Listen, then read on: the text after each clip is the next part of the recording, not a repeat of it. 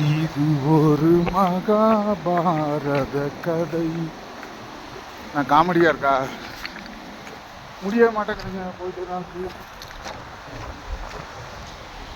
ஆனால் நடக்க ரோடு முடிய மாட்டேங்குது. இந்தா வந்துட்டு பார்த்துட்டு தான் இருக்கோம். இன்னும் முடியவே இல்லை. இன்னும் போயிட்டு தான் இருக்கு. மகாபாரத கதை மாதிரி ஓடிட்டு தான் இருக்கு. காலையில் 5 மணிக்கு கிளம்புனோம்.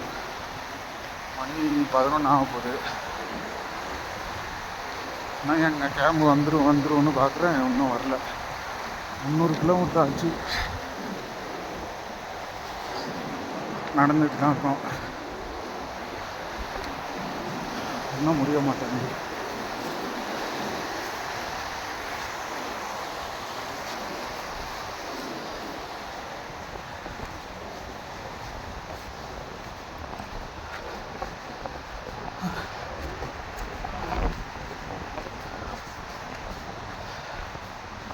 இன்னும் ஒரு 2-3 கிலோமீட்டர் இருக்குன்னு தான் நினைக்கிறேன். 300 கிலோமீட்டர் நடந்தாச்சு. இந்த கடைசியாக 2-3 கிலோமீட்டர் நடக்கிறது ரொம்ப கஷ்டமாக இருக்கும் போல. ரொம்ப டயர்டாகிடுச்சு. உடம்புல சுத்தமாக தள்ளி இல்லை.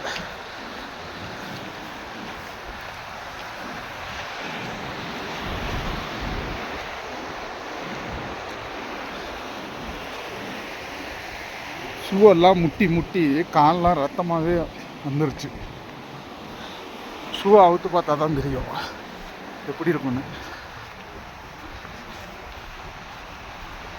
உடம்பு சூடாக இருக்கிற வரைக்கும் கால் வலி எதுவுமே தெரியாது. ரத்தம் வந்தால் கூட தெரியாதுன்னு வைங்களேன்.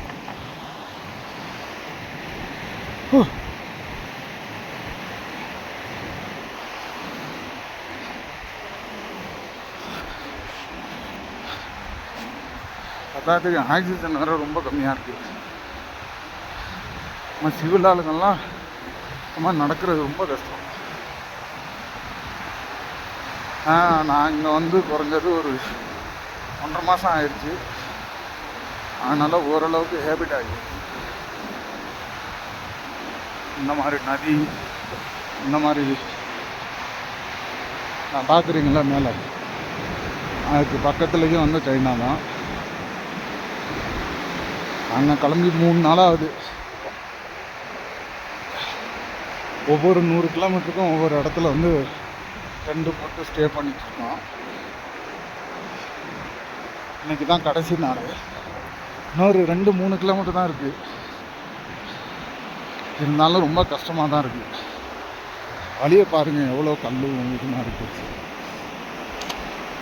இந்த மாதிரி பாதையில் நடக்கிறது ஷூவில் இடித்து ரத்தமாக வந்துடும்.